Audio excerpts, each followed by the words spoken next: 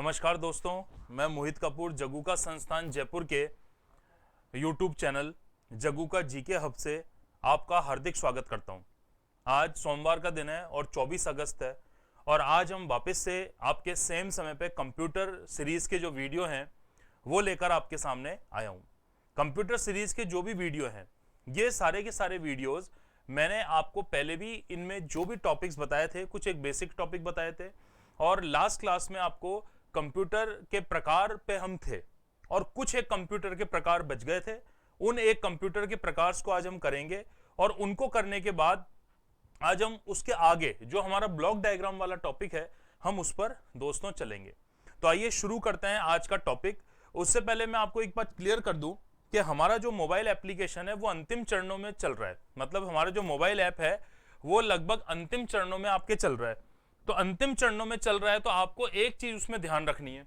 एक चीज क्या ध्यान रखनी है आपको? पहली चीज कि वो जो मोबाइल एप्लीकेशन है तो उसमें थोड़ी बहुत कई तकनीकी चीजें होती है तो समय लग जाता है, इसलिए लग रहा है, पर हम आप एकदम बेस्ट चीज आपके सामने लेकर आना चाहते हैं और इसीलिए हम लगभग एक हफ्ते बाद, मतलब आप मान सकते हैं कि अगस्त का एंड हो जाएगा या सितंबर की शुरुआत में आपके सामने हम जल्दी से जल्दी ऐप लेकर आएंगे। उसका पूरा एक दिन सेमिनार आयोजित होगा और उसके माध्यम से सारी डिटेल आपको दी जाएगी ताकि किसी भी प्रकार की कोई समस्या ना आए। ठीक है। और यदि अभी भी आपने चैनल को सब्सक्राइब नहीं किया है तो चैनल को सब्सक्राइब करें, लाइक करें, शेयर करें और अपने मित्रों के बीच। और प्लीज अगर सब्सक्राइब करने के बाद बेल आइकन को प्रेस नहीं किया है तो कृपया बेल आइकन को भी प्रेस कर दें। ठीक है। तो चलिए दोस्तों, आज का टॉपिक हम शुरू करते हैं। हम थे कंप्यूटर के प्रकारों पर। देखिए इसमें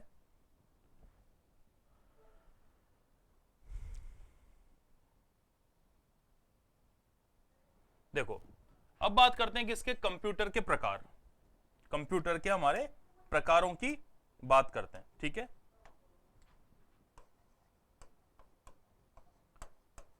कंप्यूटर के प्रकार, कुछ प्रकार मैंने आपको बता दिए थे। मैंने आपको ये बता दिया था कि भाई शेप या साइज के आकार पर 4 प्रकार के कंप्यूटर का डिवाइडेशन हम कर सकते हैं। वो 4 कौन कौन से होंगे? माइक्रो कंप्यूटर होंगे, मिनी कंप्यूटर होंगे, मेन फ्रेम कंप्यूटर्स होंगे और सुपर कंप्यूटर्स होंगे, जिनके बारे में मैंने आपको बताया था। अच्छा, एप्लीकेशन के आधार पर भी 2 प्रकार के हो गए, एक जो सामान्य कार्य करने वाले और दूसरे स्पेसिफिक यानी विशिष्ट कार्य करने वाले। वो भी मैंने आपको बता दिया था, पर उनकी एप्लीकेशंस आपके जब बाद में सॉफ्टवेयर आएंगे, ठीक है, तो वहां पर आएगी तो वो आपको चीजें क्लियर हो जाएगी। और तीसरा, ये हमने तीसरा प्रकार इसमें करा था अनुप्रयोग के आधार पर। तीसरा हमारा जो एप्लीकेशन था वो था अनुप्रयोग के आधार पर। अनुप्रयोग के आधार पर किस तरह का ये होगा। ठीक है। तो यहां पे हम 2-3 चीजें कर सकते हैं। देखो, सबसे पहली बात, अनुप्रयोग के आधार पर एक आपके कंप्यूटर हो गए जिनको हम बोल सकते हैं एनालॉग कंप्यूटर्स। मैं इनके उदाहरण भी बताऊंगा और इनकी वर्किंग भी आपको बताऊंगा। दूसरे प्रकार के जो कंप्यूटर होते हैं ये कंप्यूटर्स हो गए आपके डिजिटल कंप्यूटर्स। ठीक है। क्या होते हैं, कहां कहां काम आते हैं, किस किस प्रकार की एप्लीकेशन इसमें यूज की जाती है। और तीसरे प्रकार के जो कंप्यूटर हो गए ये कंप्यूटर्स आपके होते हैं हाइब्रिड कंप्यूटर्स। हाइब्रिड कंप्यूटर, तो ऐसा नहीं है कि एक पर्टिकुलर जगह ये कंप्यूटर यूज होंगे, अनेक प्रकार से हम इन कंप्यूटर्स को क्या कर सकते हैं, यूज कर सकते हैं।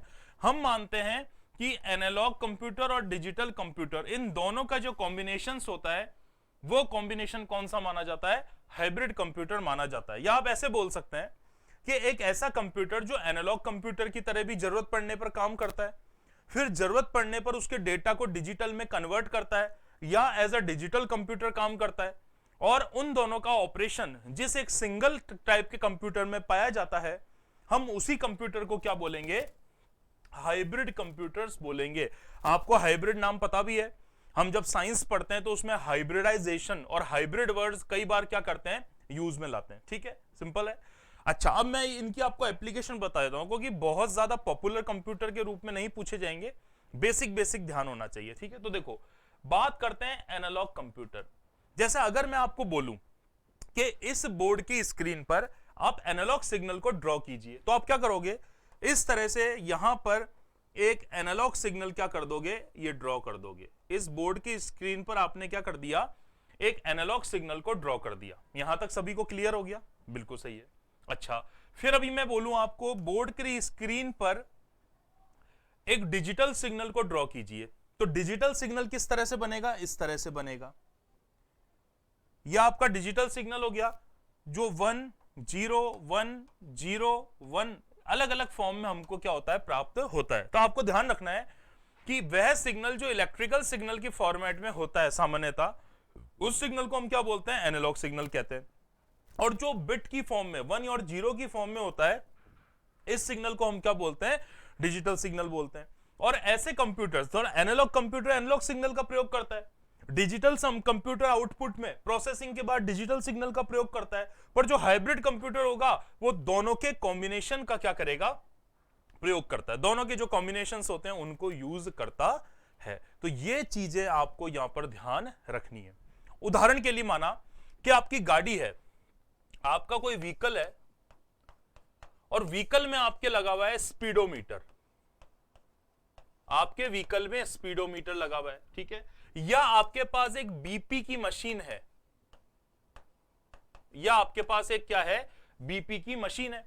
तो मैं दोनों को एक एक करके आपको समझाता हूं, दोनों फॉर्मेट में। इन दोनों को मैं एनालॉग के रेस्पेक्ट में भी समझाऊंगा और इन दोनों को मैं डिजिटल के रेस्पेक्ट में भी आपको समझाऊंगा, ठीक है। देखिए, थोड़ी देर के लिए मैं मान लेता हूं कि मेरे पास एक बाइक है और उस बाइक पर जो स्पीड का कांटा बना हुआ है, स्पीड का फॉर्मेट बना हुआ है, जो फ्रेम बना हुआ है, उसके अंदर सुई है। और जैसे जैसे मैं गाड़ी की स्पीड मेरी बढ़ती और घटती है, ये सुई लगातार स्पीड पर क्या होती है? वेरी होती है। इस तरह का हो गया। देखो मैं बना भी देता हूं आपका यहां पर। अगर मैं इस तरह का स्पीडोमीटर बनाता हूं, 10 20 30 40 50 60, तो इस तरह से आपने देखा होगा स्पीडोमीटर पर आपकी स्पीड क्या होती है? शो होती है। ये तो केवल एक उदाहरण है, ऐसे दुनिया में अनेक उदाहरण हो सकते हैं कि स्पीडोमीटर की हेल्प से, जो भी आपका स्पीडोमीटर है उसकी हेल्प से आप किस तरह एनालॉग सिग्नल को मेजर कर सकते हो। इसलिए इसको हम क्या बोलते हैं? इलेक्ट्रिकल सिग्नल कहते हैं, ठीक है। अच्छा, एक आपके पास ऐसा मीटर है जो डिजिटल है, जैसे आपकी स्पीड इस तरह बता रहा है 40.8 किलोमीटर पर आवर, तो ये इस तरह का लिखा हुआ बता रहा है पूरा। तो यहां पर क्या होता है कि जो डिजिटल फॉर्मेट्स होते हैं उनकी एक्यूरेसी यानी शुद्धता एनालॉग फॉर्मेट की तुलना में अच्छी मानी जाती है, क्योंकि यहां आपको अगर इस स्क्रीन पे 40.8 मेजर करना है तो बहुत ही मुश्किल है, क्योंकि मानवीय गणना इतनी बेहतरीन नहीं हो सकती कि प्रॉपर 40.8 को कांटे के हिसाब से कैलिब्रेट कर सके। इसलिए जब आपको एक्यूरेसी की आवश्यकता होती है, एरर सबसे न्यूनतम चाहिए होती है, तब आप हमेशा कौन सा फॉर्मेट यूज करते हो? डिजिटल फॉर्मेट का प्रयोग करते हो। तो आज आपके घरों में जो कंप्यूटर है, आपके पास डेस्कटॉप है, आपके पास लैपटॉप्स हैं, तो उनमें जिस कंप्यूटर का प्रयोग होता है वो डिजिटल कंप्यूटर होता है। पर आप ये मत सोचना कि वो एनालॉग पे काम नहीं करता। वो घर वाला कंप्यूटर भी जो एनालॉग सिग्नल्स होते हैं उनकी डिजिटल प्रोसेसिंग करने में सक्षम माना जाता है, ठीक है। तो आपके दो तरह के इंस्ट्रूमेंट आप देखते हो, तो इंस्ट्रूमेंट एज एक तरह का कंप्यूटर ही हो गया, तो इसलिए एनालॉग कंप्यूटर्स में एनालॉग सिग्नल्स का प्रयोग होता है और डिजिटल कंप्यूटर में डिजिटल सिग्नल्स का प्रयोग होता है। उदाहरण समझना, आप अपने कंप्यूटर पर बैठकर किसी व्यक्ति को ईमेल भेज रहे हो। जब आप उस व्यक्ति को ईमेल भेजोगे तो ईमेल तो आप जब टाइप करते हो, हाय हाउ आर यू, कोई भी डिटेल है वो सब आपने टाइप कर ली कीबोर्ड से, तो वो डिटेल किस फॉर्म में है? एनालॉग फॉर्म में है। पर कंप्यूटर का जो मदरबोर्ड होता है, कंप्यूटर का जो प्रोसेसर होता है, कंप्यूटर का जो सीपीयू होता है, कंप्यूटर की जो मेमोरी होती है, वो सभी चीजें डिजिटल वर्क करती है, मशीनी लैंग्वेज पर काम करती है इंटरनली। इसलिए आपके एनालॉग सिग्नल को प्रोसेस करके डिजिटल में कन्वर्ट करना ही पड़ेगा। तो यदि आपने किसी को मैसेज लिखा है हाय हाउ आर यू, तो ये मैसेज जो आपका है ये एनालॉग में है और ये डिजिटल में कन्वर्ट होगा। आपका कंप्यूटर उस पर प्रोसेस करेगा, इंटरनेट के माध्यम से दूसरे व्यक्ति तक जाएगा, वहां वो डिजिटल सिग्नल वापस एनालॉग में कन्वर्ट होगा। क्योंकि यदि उस व्यक्ति को डिजिटल दिखा दिया तो 0-1 की फॉर्म में वो व्यक्ति उस सिग्नल को, मैसेज को समझ ही नहीं पाएगा। तो जब आप किसी सिग्नल को भेजते हो तो दूसरे कंप्यूटर उसे डिजिटल को वापस एनालॉग में क्या कर देता है? कन्वर्ट कर देता है। इसलिए वर्तमान के जो डिजिटल कंप्यूटर हैं वो एनालॉग इनपुट पे भी काम करते हैं और डिजिटल इनपुट पर भी वर्क करते हैं, ठीक है। और ज्यादा एडवांस कंप्यूटर जो होंगे जिनमें एनालॉग से कुछ इनपुट्स लिए जाते हैं और दिखाए डिजिटल में जाते हैं, वो आपके कंप्यूटर कौन से होते हैं? हाइब्रिड कंप्यूटर होते हैं। जैसा कि हमारे दोस्तों ने कईयों ने बताया था, एक कोई भाई साहब थे, नाम भूल रहा हूं, तो उन्होंने बोला था कि हम इसका चिकित्सा क्षेत्र में हाइब्रिड कंप्यूटर का ज्यादा उपयोग करते हैं। दोस्तों हम चिकित्सा क्षेत्र में भी करेंगे, नो डाउट, हम चिकित्सा क्षेत्र में भी इसका प्रयोग करेंगे, बिल्कुल सही है, ठीक है, वहां पर भी इसका प्रयोग किया जाएगा। उसके अलावा दोस्तों चिकित्सा क्षेत्र के अलावा इसका प्रयोग जो किया जाएगा वो और दूसरे क्षेत्रों में भी किया जाता है, ठीक है। जैसे आपने कोई शोध कार्य करना है, आपने किसी मौसम की जानकारी लेनी है, कोई चक्रवात अरब सागर या बंगाल की खाड़ी से उठा है और उस सिग्नल को डिजिटल फॉर्मेट में आप देखना चाहते हो, तो वो स्पेसिफिक कार्य के लिए जो कंप्यूटर्स होते हैं वो कंप्यूटर्स कौन से होते हैं?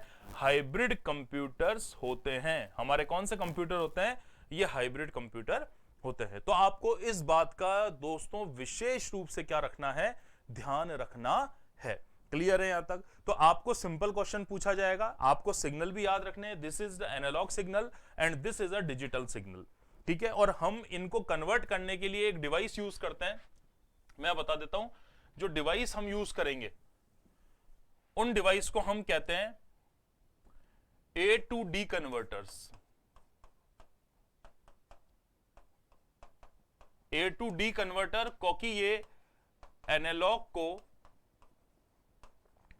डिजिटल में बदलती है। कंप्यूटर हमारे एनालॉग सिग्नल को डिजिटल में बदलता है। और दूसरा एक कन्वर्टर यूज करते हैं हम, डी टू ए कन्वर्टर। दूसरा जो कन्वर्टर हम यूज करते हैं, ये कन्वर्टर कौन सा करते हैं? D to A converter. तो ये कन्वर्टर क्या करता है? डिजिटल को एनालॉग में बदलता है। डिजिटल को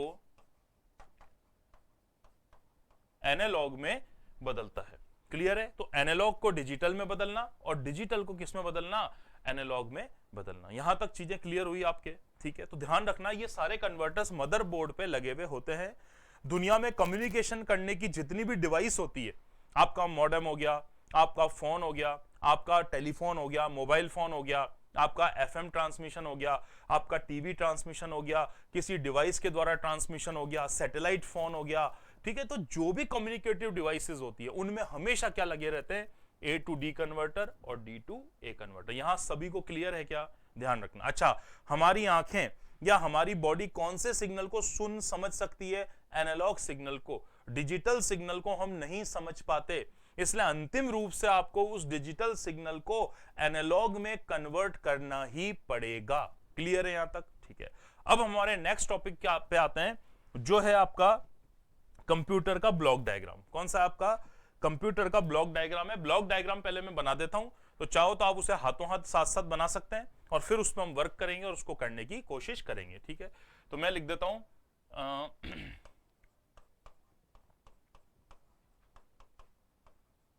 ब्लॉक डायग्राम। और ब्लॉक डायग्राम किसका हो गया? Computer. Block diagram of computer. ठीक है, देखिए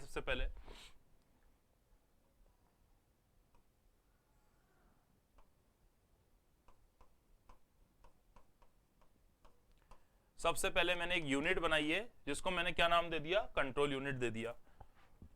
फिर इसके बाद मैं एक और यूनिट बनाता हूं जिसको मैं क्या नाम दे दूंगा? ALU। इसका भी फुल फॉर्म लिख देता हूं। इसी तरह से एक और यूनिट होती है आपकी, इनको समझाएंगे बहुत डिटेल में, ये बहुत इंपॉर्टेंट है, मेमोरी यूनिट। और ये सभी यूनिट एक दूसरे से क्या रहती है? ये सभी जो यूनिट्स होती है ये एक दूसरे से इंटरकनेक्ट रहती है, एक दूसरे के बिना दूसरी वर्क नहीं कर सकती, तो एक दूसरे से क्या होगी? इंटरकनेक्ट होगी। अच्छा, अब जो ये पूरा का पूरा बॉक्स बना है, इसको मैं डॉटेड लाइन से क्या कर रहा हूं? आपके सामने शो कर रहा हूं। ये जो आपका पूरा का पूरा बॉक्स बना है, ठीक है, तो इस बॉक्स को हम कहते हैं CPU। CPU कह सकते हैं। तो ये जो आपका पूरा का पूरा सिस्टम बना है, इस सिस्टम को मैं कह सकता हूं आपका CPU के नाम से जानते हैं। ठीक है, तो ये तो मेन कंप्यूटर का मस्तिष्क माना जाता है। इसी तरह हम जब यहां आएंगे तो यहां एक यूनिट होगी, इसको आप कहोगे इनपुट यूनिट, इनपुट यूनिट, ठीक है। और इसी तरह कंप्यूटर के आउटपुट पे यूनिट होगी, इस यूनिट को हम क्या कह सकते हैं, आउटपुट यूनिट के नाम से जानते हैं, जो आपस में इंटरकनेक्टेड भी हो सकती है। इससे इनपुट यूनिट का कनेक्शन यहां पर जाता है और यहां से आउटपुट यूनिट का कनेक्शन बाहर आता है। कई और प्रकार के एरोज भी दिखा सकते हैं, पर सबसे बेसिक डायग्राम आपके सामने बनाया है, ठीक है। मैं मतलब भी लिख देता हूं यहां पर, जो आपका ALU है, ALU ये हो गया आपका अर्थमेटिक एंड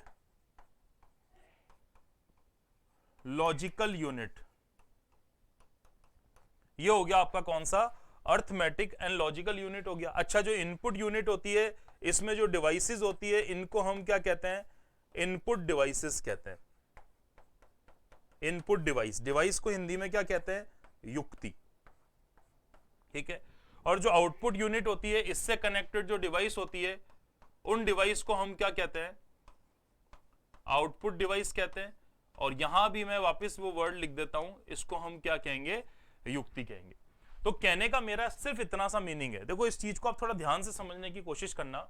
मेरा कहने का ये मतलब है कि आपके सामने कंप्यूटर का ब्लॉक डायग्राम है। सबसे इजी से इजी क्वेश्चन आपसे क्या पूछा जा सकता है, आप चाहें तो इसका स्क्रीनशॉट ले सकते हैं, और नहीं तो फिर वैसे भी डलवा देंगे इसको, पर एक बार इसका स्क्रीनशॉट ले लीजिए।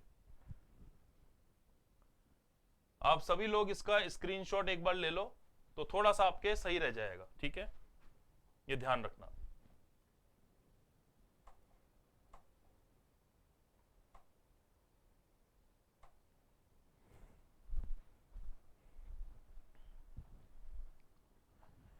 ले लिया आप सबने स्क्रीनशॉट इसका, ठीक है। अच्छा, अब देखो मैं इसको एक बार आपके सामने क्या कर देता हूं, शुरू कर देता हूं, तो समझना आप बात को एक बार। देखो पूरा का पूरा ब्लॉक डायग्राम आपके सामने यहां पर है। इस ब्लॉक डायग्राम में 3 सेक्शन है। अगर मोटे सेक्शंस की बात करेंगे तो मोटे सेक्शन की संख्या 3 है। पहला सेक्शन है जिसको इनपुट सेक्शन या इनपुट यूनिट कह रहे हैं। दूसरा सेक्शन है जिसको आउटपुट यूनिट या आउटपुट सेक्शन के नाम से जान रहे हैं, ठीक है। और तीसरा मेन सेक्शन है जिसको हम क्या कह रहे हैं, सीपीयू। और सीपीयू की भी फुल फॉर्म में लिख देता हूं, आपको सारी चीजें क्लियर हो जाए। सीपीयू, तो सीपीयू हो गया सेंट्रल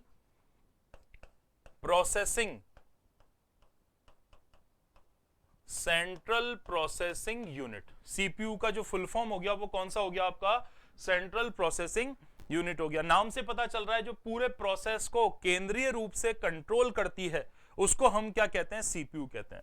अच्छा, कुछ चीजें तो आपको यहां सामने दिखाई दे रही है, और कई ऐसी वस्तुएं हैं, कई ऐसे फैक्ट हैं जो यहां पर आपको नहीं दिख रहे। कुछ तो दिख रहे हैं आपको, और कुछ जो चीजें वो यहां आपको दिखाई नहीं दे रही, तो उन एक चीज को ही बताऊंगा। जैसे अगर मैं बात करूं रजिस्टर, ध्यान से सुनना, अगर मैं बात करूं रजिस्टर्स क्या होते हैं, रजिस्टर्स क्या होते हैं, तो आपको यहां दिखाई नहीं दे रहे क्या हो रहे। तो एक तो मेरे को ये वाला बताना है कि रजिस्टर्स क्या होते हैं, ठीक है। अच्छा, एक इसमें मेमोरी के प्रकार कौन कौन से होते हैं, जैसे आपकी मेमोरी है तो इसके प्रकार कौन से होते हैं, तो सारी चीजें आपको इसमें क्या करेंगे, समझाने की कोशिश करेंगे। और साथ साथ में कंप्यूटर की लैंग्वेज भी बताएंगे कि मशीन लैंग्वेज क्या होती थी, असेंबली लैंग्वेज क्या होती थी, हाई लेवल लैंग्वेज क्या होती थी, तो वो सारी भी चीजें हम यहाँ पर क्या करोगे, क्लियर करोगे, ठीक है। तो देखो यहाँ पर इस पूरे ब्लॉक डायग्राम के, कंप्यूटर का ब्लॉक डायग्राम है, कंप्यूटर के ब्लॉक डायग्राम के 3 मेजर सेक्शन है। 3 मेजर सेक्शन कौन कौन से हैं, पहली जो है वो यूनिट कौन सी मानी जाती है, इनपुट यूनिट मानी जाती है। जो आपकी पहली यूनिट है, ये पहली यूनिट किस नाम से जानी जाती है, इनपुट यूनिट के नाम से आपकी जानी जाती है, ठीक है। अच्छा, जब इनपुट यूनिट पे आएंगे तो दूसरी यूनिट आपकी हो गई सीपीयू, जिसको हम क्या कहते हैं, सेंट्रल प्रोसेसिंग यूनिट के नाम से जानते हैं। जो सीपीयू हो गई उसको हम क्या बोलते हैं, सेंट्रल प्रोसेसिंग यूनिट कहते हैं। अच्छा, तीसरी यूनिट हो गई वो आपकी कौन सी हो गई, आउटपुट यूनिट। साथ साथ मैंने आपको कुछ यहां पर और भी चीजें लिखी है, जैसे एक मैंने लिखी है इनपुट डिवाइस। अभी आप कंफ्यूज मत होना, मैं अभी आपको ये नहीं बता रहा कि हार्डवेयर किसे कहते हैं या सॉफ्टवेयर किसे कहते हैं, उनके बारे में मैं चर्चा नहीं कर रहा, मैं केवल इनपुट आउटपुट डिवाइस बता रहा हूं। उसके बाद जब मैं अगले टॉपिक पर आऊंगा तब आपको मैं बताऊंगा कि हार्डवेयर किसे कहते हैं और सॉफ्टवेयर किसे कहते हैं, ठीक है। तो देखो सबसे पहले इनपुट यूनिट में मैंने क्या लिखा है, इनपुट डिवाइस। डिवाइस को हिंदी में क्या बोलते हैं, युक्तियां कहते हैं। जो डिवाइस होती है, डिवाइस को क्या कहते हैं? युक्तियां कहते हैं। तो इसका सीधा सा मतलब हो गया कि वह युक्तियां या वह डिवाइस या वह मशीनें जिनसे हम कंप्यूटर में कोई भी डेटा का इनपुट देते हैं, वो सारी डिवाइस कौन सी कहलाती है? इनपुट डिवाइस कहलाती है। भाई वह सारी डिवाइसेस जिसके माध्यम से किसी भी डेटा का हम कंप्यूटर में इनपुट देते हैं, वो सारी डिवाइस कौन सी मानी जाती है?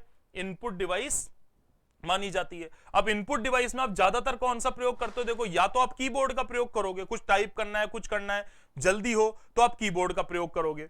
यदि आप कीबोर्ड का प्रयोग नहीं करते तो आप किसका प्रयोग करोगे? माउस का प्रयोग। सबसे ज्यादा आजकल तो ग्राफिकल यूजर इंटरफेस आ गया है, इसलिए इनपुट डिवाइस के रूप में सबसे ज्यादा हम किसका प्रयोग करते हैं? माउस का प्रयोग करते हैं। फिर कभी कभी आपने देखा होगा वीडियो गेम खेल रहे होते हैं, तो वीडियो गेम खेलते समय आप क्या करते हो कि विभिन्न प्रकार के जॉयस्टिक्स हो गई, या आपने देखा होगा कभी जैसे एजुकेशन इंस्टीट्यूट्स होते हैं तो वहां पे आपको क्या करने होते हैं? साइन करने होते हैं। साइन करने होते हैं एक साथ हजारों मार्कशीट्स पर। तो जो डायरेक्टर होता है, जो चांसलर होता है, जो वाइस चांसलर होता है, तो उसके लिए पॉसिबल नहीं हो पाता कि एक एक मार्कशीट पर क्या करे? अपने हस्ताक्षर करे। तो वो लाइट पेन से एक ही बार कंप्यूटर पर हस्ताक्षर कर देता है और वो सारी मार्कशीट्स पर क्या हो जाते हैं? प्रिंट हो जाते हैं। तो लाइट पेन भी एक तरह की कैसी है? इनपुट डिवाइस हो गई। तो बहुत सारी इनपुट डिवाइस होती है, ठीक है। अच्छा, दूसरे सेक्शन की तरफ चलते हैं। पहले मैं केवल वर्बली बताऊंगा, फिर एक एक चीज पर आऊंगा मैं, ठीक है। दूसरा हम चलते हैं आउटपुट यूनिट पर। आउटपुट यूनिट या आउटपुट डिवाइस क्या होती है? वह डिवाइस जिसके माध्यम से कंप्यूटर ने जिस डेटा पर प्रोसेसिंग की है और प्रोसेसिंग करने के बाद हमें जो रिजल्ट दिया है, वो सारा का सारा जो रिजल्ट होता है वो हमें जिन डिवाइस पर शो होता है। यानी आपने कोई चीज इनपुट दे दी, उसका रिजल्ट निकला, रिजल्ट आप कहीं ना कहीं तो देखोगे, तो वो देखने के लिए जिन डिवाइस का प्रयोग करते हैं उनको हम क्या बोलते हैं? आउटपुट डिवाइस कहते हैं। जैसे आपका मॉनिटर, आपकी जो स्क्रीन होती है कंप्यूटर की, आपकी जो फोन की स्क्रीन होती है, तो अंदर से जो भी चीज बाहर आ रही है वो आपको computer, laptop, desktop, mobile phone की स्क्रीन पर दिखाई देती है। जनरली बड़ी स्क्रीन को मॉनिटर कह देते हैं और छोटी को स्क्रीन कहते हैं। तो जब उस पर दिखाई देती है तो वो एक तरह की कौन सी डिवाइस हो गई? Output device. फिर आपने देखा होगा कंप्यूटर में आप कुछ काम कर रहे हो, कोई डॉक्यूमेंट टाइप कर रहे हो, आपका कोई मेल आया है और उस मेल को आप पेपर पर प्रिंट निकालना चाहते हो। सपोज मैं मान लेता हूं आपका एडमिट कार्ड है और उस एडमिट कार्ड को आप प्रिंट निकालना चाहते हो। तो एडमिट कार्ड को जब आप प्रिंट निकालोगे तो प्रिंट निकालने के लिए जो एडमिट कार्ड होगा उसका आप क्या करोगे? उसको एक प्रिंटर के थ्रू ही तो निकालोगे। तो वो प्रिंटर कैसी डिवाइस हो गई? आउटपुट डिवाइस हो गई। जो मकान होते हैं उनके बड़े बड़े नक्शे होते हैं, उनके कागज के आकार भी बहुत ज्यादा बड़े होते हैं। तो आप ध्यान रखना, जब कागज के आकार बहुत ज्यादा बड़े होते हैं तो वहां के लिए जो आप डिवाइस यूज करते हो उन डिवाइस को हम क्या कहते हैं? प्लॉटर कहते हैं। जिन डिवाइस को आप यूज करते हो उन डिवाइस को हम क्या कहते हैं? प्लॉटर्स के नाम से जानते हैं। जिनके लिए और बड़ी बड़ी मशीन होती है, जैसे फोटोस्टेट मशीन भी एक तरह की क्या मानी जाती है? आउटपुट डिवाइस मानी जाती है। आपको साउंड है और कान में ईयरफोन डाल के या स्पीकर के माध्यम से या एम्पलीफायर के माध्यम से कुछ सुन रहे हो, तो वो भी कैसी डिवाइस हो गई? आपकी आउटपुट डिवाइस हो गई। तो वो सारी डिवाइस किसमें आती है? आउटपुट यूनिट के अंदर आती है। तो दो हो गई, इनपुट समझा दी और आउटपुट समझा दी। अब सबसे ज्यादा टिपिकल समझने का जो काम है, और आप टिपिकल भी मत मानो, समझ आपको सब आ जाएगा, आप ये मानो कि जो मोस्ट इंपॉर्टेंट सेक्शन है वो सेक्शन कौन सा माना जाता है? आपका ये पूरा का पूरा सीपीयू माना जाता है। अब एक दो दिन में मैं आपके प्रश्नोत्तरी करवाऊंगा, इस पर मैं आपके कंप्यूटर के क्वेश्चन जो भी है मेन उनको सॉल्व कराऊंगा। तो उसके लिए आप थोड़ा सा क्या रहना? तैयार रहना। वो मैं आपको हाथों हाथ क्वेश्चन पूछता जाऊंगा और उनका मैं एक्सप्लेनेशन वहां पर देता जाऊंगा। तो देखिए, अब जो मुख्य यूनिट आपको दिखाई दे रही है, ये पूरी यूनिट कौन सी है? सीपीयू है। सीपीयू यानी सेंट्रल प्रोसेसिंग यूनिट हो गई। इसी सेंट्रल प्रोसेसिंग यूनिट को बोलते हैं कंप्यूटर का मस्तिष्क। इसी सेंट्रल प्रोसेसिंग यूनिट को बोला जाता है कंप्यूटर का मस्तिष्क। अब आप सोच रहे होंगे कि इसको कंप्यूटर का मस्तिष्क क्यों कहते हैं? तो आपको एक चीज इसमें क्या रखनी है? ध्यान रखनी है कि जैसे हमारे शरीर में जितनी भी क्रियाएं होती है, वो सारी क्रियाओं का जो कंट्रोलिंग होती है वो हमारे केंद्रीय तंत्रिका तंत्र से होती है, यानी सेंट्रल नर्वस सिस्टम से होती है। इसी प्रकार की कंट्रोलिंग हमारी बॉडी में सेंट्रल नर्वस सिस्टम में भी मस्तिष्क और मेरुरज्जु, और उसमें भी सबसे मुख्य स्थान किसका होता है? मस्तिष्क का होता है। तो वो मस्तिष्क के माध्यम से पूरी की पूरी क्या होती है? हमारी कंट्रोलिंग होती है। तो जब मस्तिष्क के माध्यम से कंट्रोलिंग होती है तो इसी प्रकार से कंप्यूटर को कंट्रोल करने का काम, अब आप सोच रहे हो कंप्यूटर को कंट्रोल करने का काम कौन सी यूनिट करती है? कंट्रोल यूनिट करती है। पर यह भी तो देखो कि जो कंट्रोल यूनिट है वो किसके अंदर है? तो कंट्रोल यूनिट खुद किसके अंदर मानी जाएगी? सीपीयू में मानी जाएगी। इसलिए सारे काम जो होते हैं सीपीयू से संचालित होते हैं। जनरली आपके घरों में कंप्यूटर होगा, मैं लैपटॉप्स की बात नहीं कर रहा, मैं डेस्कटॉप की कर रहा हूं। डेस्कटॉप में एक बड़ा सा स्क्रीन के अलावा आपका कैबिनेट होता है। उस कैबिनेट को आम भाषा में क्या बोल देते हो? सीपीयू कह देते हो, ठीक है, क्योंकि उसी में सारी चीजें, मदरबोर्ड और सारी चीजें उसी में इंक्लूड होती है। इसी तरह से अगली जो इसमें यूनिट हो गई वो कौन सी हो गई? ALU, arithmetic and logical unit. तो जितने भी अर्थमेटिक ऑपरेशन होते हैं उनको कराने के लिए जो डिवाइस मोस्ट इंपॉर्टेंट होती है उनको क्या बोलते हैं? अर्थमेटिकल एंड लॉजिकल यूनिट के नाम से जानते हैं। और थर्ड नंबर पे आपकी जो यूनिट होती है, यानी जो आपका सारा स्टोरेज होगा, और स्टोरेज में दोनों है, परमानेंट स्टोरेज और टेम्परेरी स्टोरेज, वो सारा का सारा जो स्टोरेज होता है वो सारा कहां पर होता है? आपका ये मेमोरी यूनिट में होता है। और जब हम मेमोरी को पढ़ते हैं तो मेमोरी में भी हम फिर रैम पढ़ते हैं, रोम पढ़ते हैं, फिर एक्सटर्नल मेमोरीज पढ़ते हैं। एक्सटर्नल मेमोरी कितने प्रकार की होती है, मेमोरी की प्रॉपर्टीज कौन कौन सी होती है, तो सारी चीजें आपको यहां पर क्या करनी है? पढ़ने को मिलेगी। इसलिए दोस्तों आज मैंने आपको ब्लॉक डायग्राम के बारे में बता दिया है, ठीक है, और इसके बाद पूरा लिख देता हूं यहां, ब्लॉक डायग्राम के बारे में बता दिया है।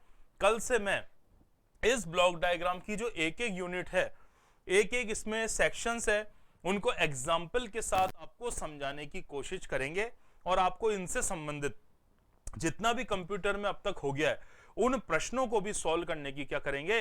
कोशिश करेंगे। तो हम कल वापस इसी समय मिलेंगे और तब तक के लिए आपका बहुत बहुत धन्यवाद।